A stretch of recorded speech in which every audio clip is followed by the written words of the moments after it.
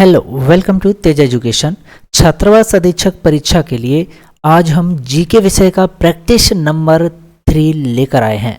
साथियों, एग्जाम से पहले आपको सारे प्रश्न रट लेने हैं क्योंकि एक प्रश्न हमारे वीडियो से बाहर नहीं जाएगा और सारे प्रश्न बिल्कुल अपडेट किए हुए हैं। जी हाँ, जैसे कि अभी मध्य प्रदेश में राष्ट्रीय उद्यानों की संख्या बढ़ गई है, तो आपको कमेंट करके बताना है कि मध्य प्रदेश में फिलहाल कितने राष्ट्रीय उद्यान हैं। और आपको एक खास चीज़ बता दूं जो बेहद इंपॉर्टेंट है कि आपको हमारे इस व्हाट्सएप नंबर पर हॉस्टल वार्डन लिखकर भेज देना है, जिससे हम आपको व्हाट्सएप ग्रुप में जोड़ देंगे जहां पर हर क्लास की लिंक आपको मिलेगी और पीडीएफ भी मिलते रहेंगे। तो आपको हमेशा याद रखना है कि मध्य प्रदेश में वर्तमान में 12 राष्ट्रीय उद्यान है। कितने हैं भाई? 12 राष्ट्रीय उद्यान हैं। ओके, वर्तमान में 12 राष्ट्रीय उद्यान, 24 वन्यजीव अभ्यारण्य और 3 संरक्षित जैव मंडल अर्थात बायोस्फीयर रिजर्व घोषित किए जा चुके हैं मध्य प्रदेश में। ठीक है, तो कितने भाई? 12, 24, 3। ओके, 12 राष्ट्रीय उद्यान, 24 वन्यजीव अभ्यारण्य, 3 संरक्षित जैव मंडल या बायोस्फीयर रिजर्व। अगला प्रश्न है, मध्य प्रदेश का वह एकमात्र राष्ट्रीय उद्यान भाई कौन सा है जहां पर ब्रेडरी प्रजाति का 12 सिंगा पाया जाता है?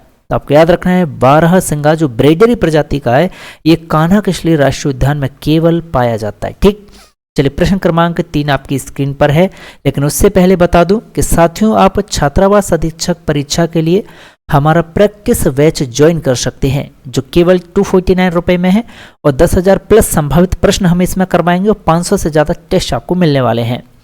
तो ताप्ती नदी का उद्गम कौन से जिले से होता है? आप याद रखें ताप्ती नदी का उद्गम बैतूल जिले से होता है। कहाँ से होता है भाई? बैतूल से।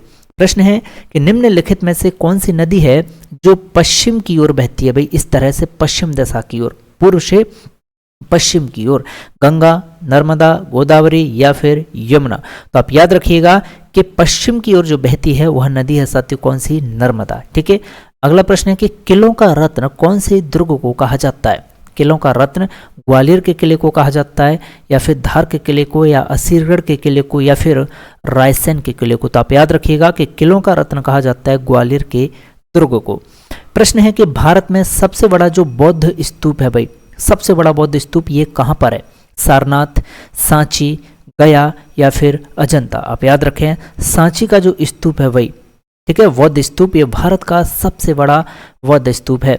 प्रश्न क्रमांक 7 देखिएगा कि मध्य प्रदेश के पश्चिमी क्षेत्र में मुख्य रूप से भाई कौन सी जनजाति निवास करती है? ठीक है, तो आपको याद रखना है कि मध्य प्रदेश का जो पश्चिमी क्षेत्र है इसमें जनजाति निवास करती है साथियों भील जनजाति। कौन सी? भील। और भील मध्य प्रदेश की सबसे बड़ी जनजाति है। गोंड दूसरी बड़ी जनजाति है भाई, सेकंड बड़ी जनजाति है मध्य प्रदेश की। नेक्स्ट प्रश्न है कि भील शब्द संस्कृत भाषा के कौन से शब्द से बना है भाई? भील। जैसे हम बात करें गोंड शब्द, तो गोंड शब्द किससे बना है? गोंड जो है कोंड से मिलकर बना है। और भील शब्द जो है किस शब्द से बना है? तो आप याद रखें ये भिल्ल शब्द से भाई बना हुआ है। प्रश्न है कि कवि पद्माकर किस राजा के दरबार में रहे? तो आपको याद रखना है भाई कवि पद्माकर की अगर हम बात करें तो ये रहे हैं प्रताप सिंह के दरबार में भी, जगत सिंह के दरबार में भी और दौलत राव सिंधिया, इन तीनों के दरबार में भाई ये रहे हैं। अगला प्रश्न है कि हर्ष चरित्र किसकी रचना है भाई? हर्ष चरित्र यह बाणभट्ट की रचना है या भर्तृहरि या भवभूति या पद्माकर? तो आप याद रखें हर्ष चरित्र जो है, हर्ष चरित्र बाणभट्ट की रचना है। प्रश्न है कि बाबा गरीबनाथ का मेला कहाँ पर आयोजित किया जाता है? याद रखिएगा बाबा गरीबनाथ का मेला शाजापुर में आयोजित होता है।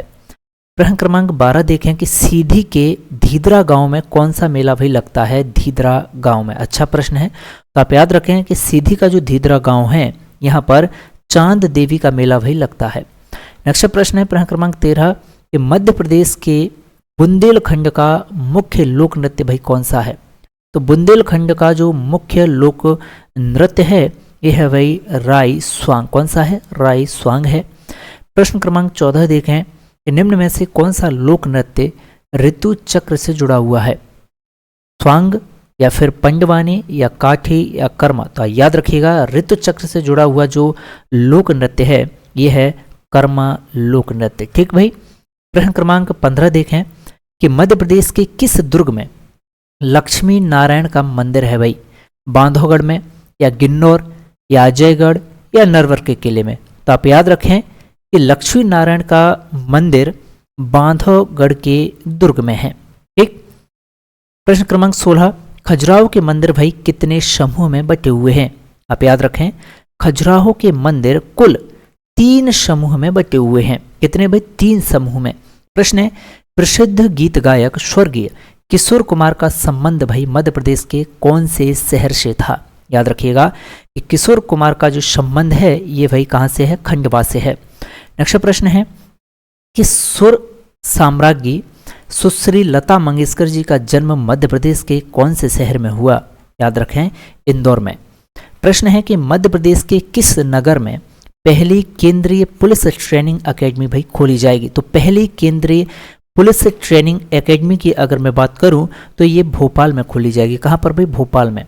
अगला प्रश्न है कि मध्य प्रदेश में तुलसी शोध संस्थान कहां बनाया जा रहा है? आप याद रखें मध्य प्रदेश में तुलसी शोध संस्थान भाई चित्रकूट में बनाया जा रहा है। अगला प्रश्न है कि निम्नलिखित में से मध्य प्रदेश के कौन से शहर को देश का सबसे स्वच्छ शहर भाई चुना गया है? तो आप याद रखिएगा देश का सबसे स्वच्छ शहर भाई इंदौर ही है।